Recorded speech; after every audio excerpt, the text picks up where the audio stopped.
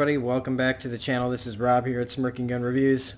Yes, I've let my hair down. It is not in a hat. So it's a little matty today. But whatever. We're here to talk about His Dark Materials Season 2. It finally is here on HBO Max. I just finally watched Episode 1. And, just a few things.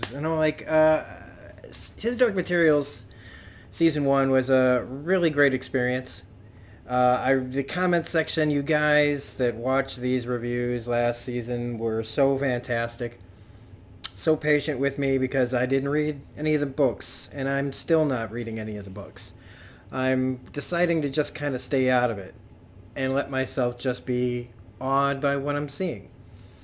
But I do love that you guys put in the comment section things that are similar or not similar to the books and kept the spoilers out. But not just that, okay? Not just that. You guys were also just some of the best commenters that I'd seen. This is one of the best shows, and I've been looking forward to this just for the comment section alone. This show also has given me, some real great friendships. This show has developed, an audience for me, the people that found this channel. Some of them have become real hardcore subscribers. They're fully partake in everything that I do, and it's because of shows like this that bring people together. It's why I do it. It's to build community. That being said, I do have one thing I got to talk about, and that's that I have always said that I won't monetize my channel. But right now, we're in dire need of a new laptop. This laptop, if you can't tell even by this video's quality, right? It's just not, it can't keep up with my camera. It can't keep up with my editing software. I've been using this thing for over a year, and, I've been having to be fine with it, but I'm not anymore. So I'm trying to put together the money to get a really powerful laptop that can handle all of this stuff so that we can have these videos in 1080p. We can have these videos clean and edited nice, where everything looks sharper. And I know that really shouldn't matter too much, but it matters to me. And I know that there are people out there that just want to see cleaner, more better looking videos. It's just, some people don't care, some people do, but I'm letting it bother me. So I am monetizing some of my videos until I get enough money for the laptop. But it's only going to be for the next month. And then we go back to the way things are normal. But also, if you feel like donating to the channel, you can go to my PayPal at paypal.me/smirkinggunreviews. Yes, I know. Don't beg for money. But if you feel, because I hate it, but if you feel like donating to the channel, you want to feel like you participated in helping out the channel get to where we're going, I'd appreciate it. It's fine. If you don't want to, that's fine too. But if you're also not a subscriber yet, please become a subscriber to the channel. We're always doing fun stuff here and on other channels. We're growing. This community is growing, and this show, its second season, I can't wait to see where we go next. So that whole spiel, it's over. It's time to talk about this show, which, oh my good golly gosh, was this a great episode. From start to finish. Now, HBO has this, and a lot of shows have this kind of track record where the beginning premiere episode of a season, it's where everybody's at and what they're doing and setting up for where we're going to go. And they do that here, but with the way they do it here, there's some really awesome moments, some really interesting world stuff, some really interesting character stuff that is just different from what I've seen in other shows do. Another thing is, just like Game of Thrones, I sit through the opening credits. I had a chance to skip, and I'm like, no.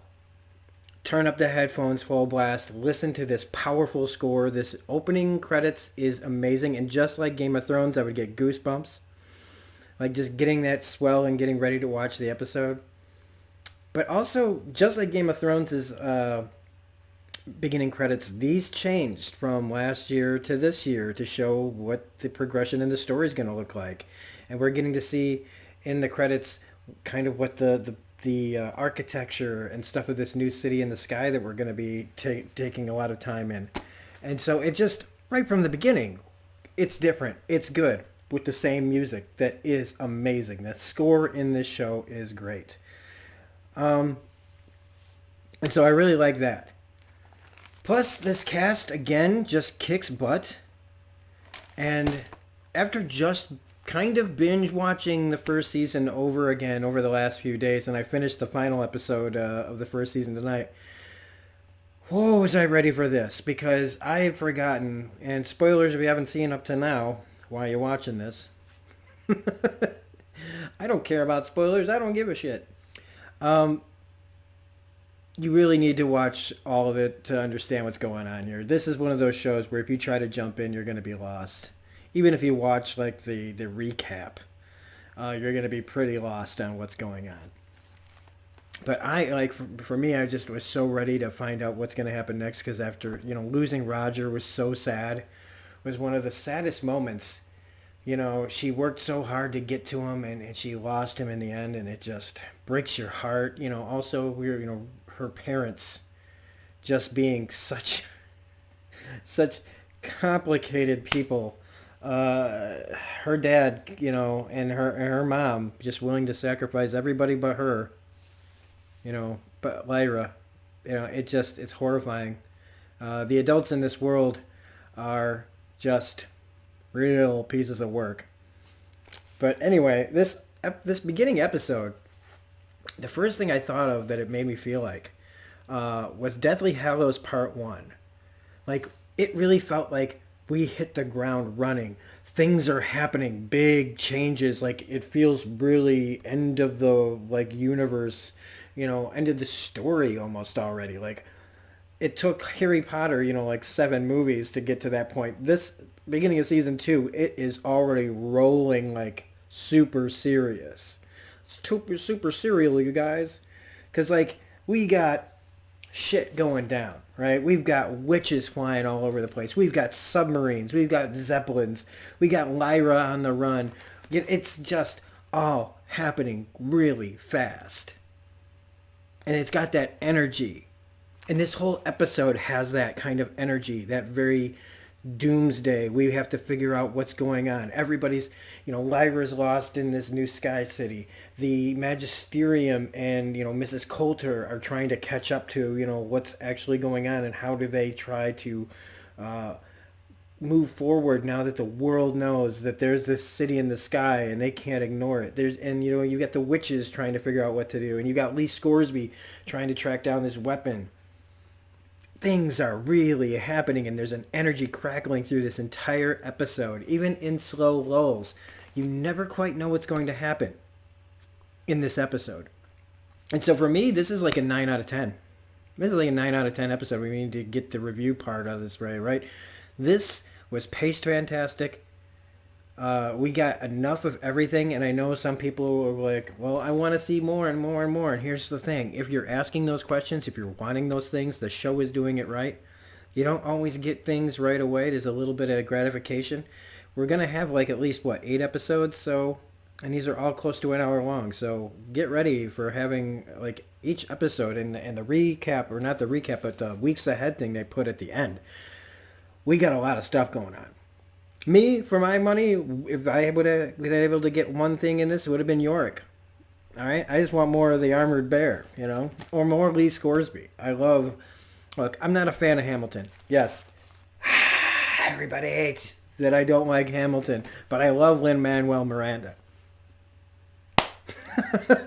I just don't I don't like musicals, guys. I don't really like musicals. But I love Lin-Manuel Miranda as Lee Scoresby in this.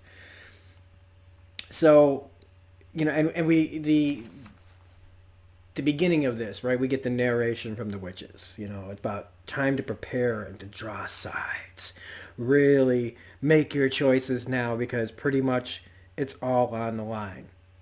The worlds are all on the line.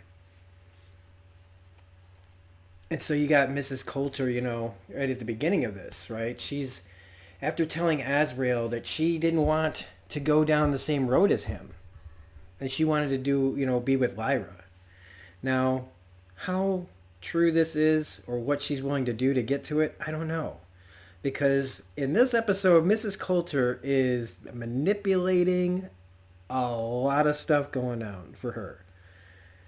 She might be looking at pictures of Lyra through the years, baby, and pictures of her now more recently, and having that feeling of, my daughter, like, yearning for her, but you wouldn't know it by her actions here today. Because you got the magisterium, right? Trying, you got the cardinal trying to, like, say, heresy, heresy, nothing's up there, we can't admit to this, but the other guys are like,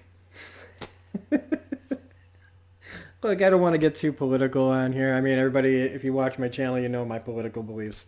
But these guys are like, you could draw some correlations if you kind of force it to what's going on now, where they're saying, look, man, the bomb exploded. You can't deny what went down. If you follow where I'm headed with this, but I'm not going to go over it. I'm just going to let you infer what I'm talking about. And the guy, the cardinal, the head guy, the head of this authority, right, who doesn't want to admit that he's wrong about anything. Take a beat there. Is being forced by the other people to say, the whole world knows. Why can't you accept it? So, and I love Mrs. Coulter pushing the wine in front of him again. That's right. Keep this guy drunk and stupid while you manipulate everybody else in this room. Because that's basically what happens.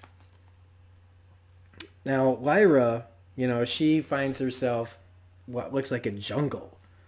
We didn't see where she went at the end of season 1.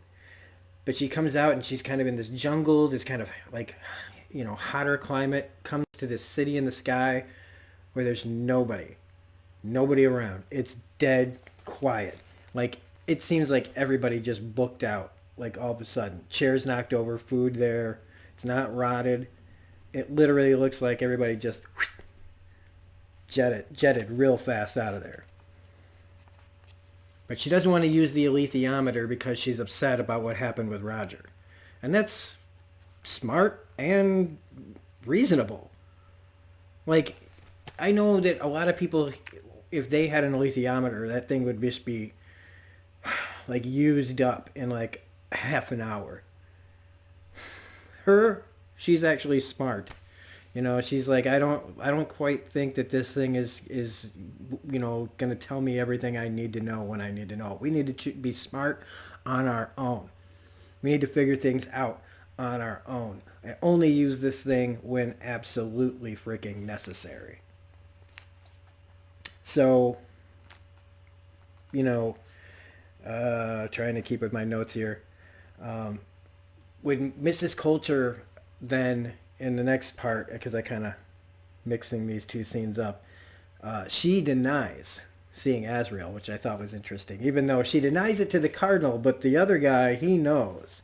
So they're all just sitting here letting this guy, believe what he wants, trying to get him to go along. Meanwhile, they're lying right to his face. And Mrs. Coulter, she gives this great speech to him. She's trying to get in his favor. She's trying to stay in his favor, talking about how everybody in this room's failed. I've failed, but I vow to never fail again. And, she's really laying it on pretty thick here. And Ruth Wilson, I really like this actress a lot. She is fantastic in this role. Nicole Kidman, I she's a great actress, and I believe that was her role in The Golden Compass. But I've never seen it. I want to stay away from it because I don't want to have anything maybe spill over. But Nicole Kidman's a good actress, but I have a feeling that Ruth Wilson is better at playing Mrs. Coulter. Just saying. But Nicole Kidman, she only had 2 hours. Ruth Wilson's got like 8 hours, 9 hours so far. And we get the meeting of Lyra and Will.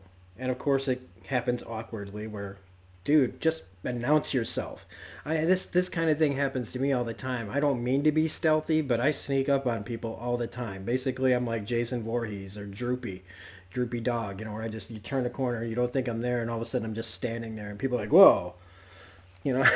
So that's not the way to walk up to somebody in a vacated city, right? You have to announce yourself like you're in the woods trying to keep bears from like jumping out at you. You bang pots together. Hello.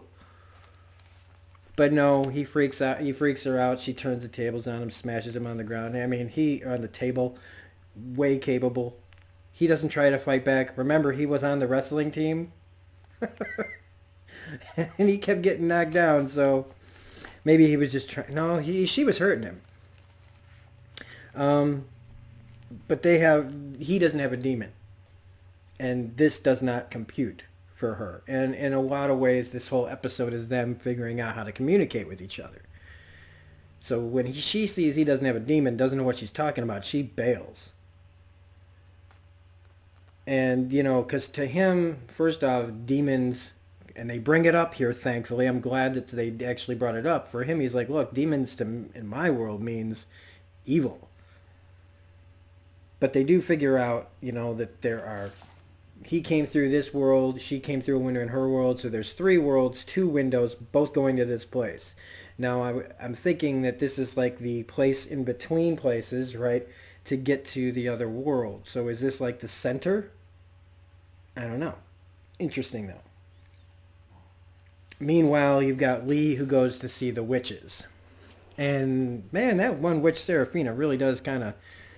Every time she talks to Lee, even though she used to be married to James Cosmo's Coram, she sure does like Lee Scoresby quite a bit.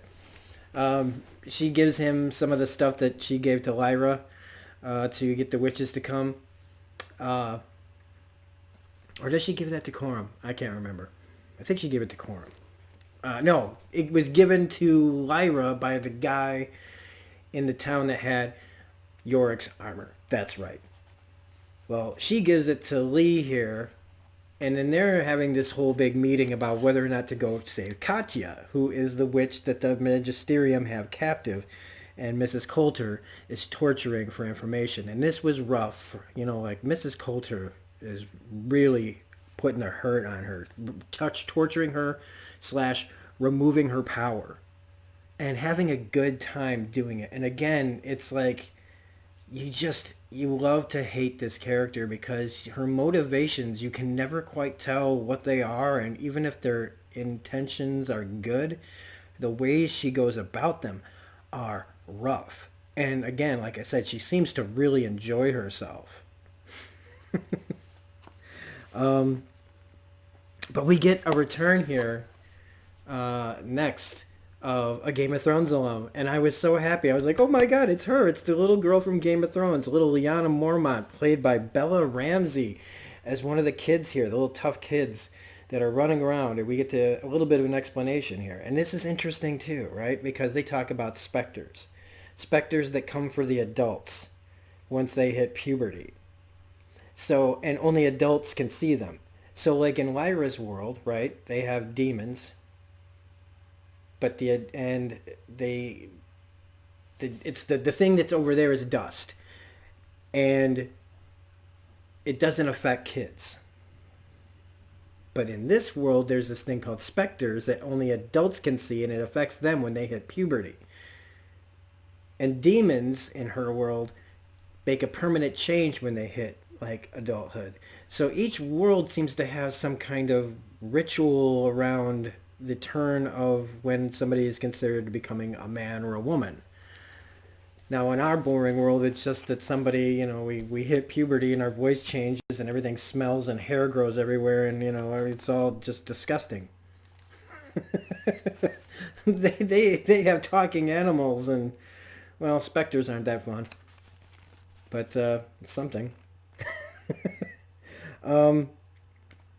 But it was really great seeing Bella Ramsey in this part. Now we get the name Stanislaus Groman, which I believe is going to be Andrew Scott, who plays John Perry, or at least he's tied in with this weapon that's like a magical protector for Lyra. He's on the lookout for that. We don't see Andrew Scott in this episode. I was a little bummed from that because I love that actor. And then we get the rescue, what you think might be a rescue by the other witch who was pushing to go after Katya. And during the torture, she gives up that about Lyra. Lyra's the one that's important. And that Lyra goes by a different name. But she won't give in. She won't give the name, and she calls out for death, which the witch comes and gives it to her right in front of Mrs. Coulter, can't stop it, and then the witch just decides to start tearing up the place and messing with anybody who gets in her way, including the cardinal, who gets it. I thought he was killed right then and there, but he's not. And of course, there's Mrs. Coulter again, so close to information, having it taken away from her. And this was like, that was a killer scene, just watching the witch fly in, tear ass, fly out. Nobody could do anything. So what's Lyra's other name? What's the big deal there? And we get some really funny little beats here where she doesn't know what a shower is. It's a stand-up bath, and she smells herself all quiet, and then she just goes, I'm fine as I am. I loved that. I loved that moment. Also, when she's trying to cook and she breaks the egg and she thinks if she just rubs it into the floor, that'll be fine too. Really, really funny stuff. Daphne Keane, while she is getting older really quickly, she is fantastic in this part. And they run into their first adult here, who, in all intents and purposes to me, seems like one of the people a specter must have gotten to him. But in Lyra's world, they remind me of people that had their demons cut from them. But it's at this moment that we get a real fun thing for me. I'm a big X-Men fan. I'm a big Wolverine fan, if you can see him here. Right down here. And the kids are poking a stick at a cat. And Will comes in to rescue the cat. Now, if you know anything about Daphne Keane, you know that Daphne Keane was in the movie Logan, about an aging Wolverine who has to protect this girl and get her someplace safe. And X-23, that was played by Daphne Keane, also known as Laura, and in one of her books called The All-New Wolverine, that's what they entitled her at one point. She was called the New Wolverine when Wolverine died. She actually had a pet Wolverine. And so when all of a sudden Pan turns into a Wolverine, I got nerded out like crazy because I was like, oh my God, they just gave X-23 a Wolverine. And I know it's Lyra, and I know it doesn't have anything to do with it, but come on. Are you telling me that wasn't put in there on purpose to give a nod to Daphne Keane's work in the X-Men universe as Wolverine? Because technically she's the all-new Wolverine. Sort of. Anyway, that was me nerding out for a second. And then we get Mrs. Coulter manipulating, once again, the other gentleman, whether or not, you could or you couldn't save the Cardinal. We're in charge. We could do all sorts of things that this guy's keeping us back from. And, saying, I'll take care of it. I'll make it my sin. Just the first act that I'll do in this new regime. And so she's about to go take out old dude, and they're going to just, take things in a different direction now. Now, this is the very end, and Lyra finds out that there's another Oxford. Will comes from Oxford. She comes from Oxford. He can't go back to his Oxford, but she thinks if they go there, she might find information on dust, which is the whole point of them going over there. And so even though it's risky to go back, he agrees. And Lyra finally uses the lethiometer and finds out that Will is a murderer. And then they let that hang for a minute, and then she goes, the good kind, like York. Which means that he's willing to kill for the right reasons. Kind of a heavy thing to put on a teenager. But, and that he's connected to this place, we both are. And just as Will is kind of looking around some more, a specter pops up behind him and growls, and, it's your typical, gotta wait till next week, folks. And that's the great ending. That is a great episode. This was fantastic. This was a great true to form. Sometimes things stumble out of the gate. This episode did not stumble out of the gate.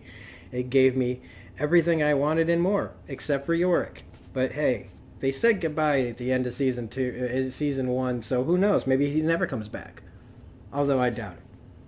But that was really, really great. and I can't wait to see season 2. Let me know in the comments section what you guys thought of this episode. I think it's great. Maybe you guys see other things that I missed. Maybe you don't like it as much. So anyway, if you like this review, please hit the like button, comment, share, subscribe, hit the bell for all notifications. Otherwise, this is Rob saying have a great week, and we will see you next time on more His Dark Materials Season 2. Bye.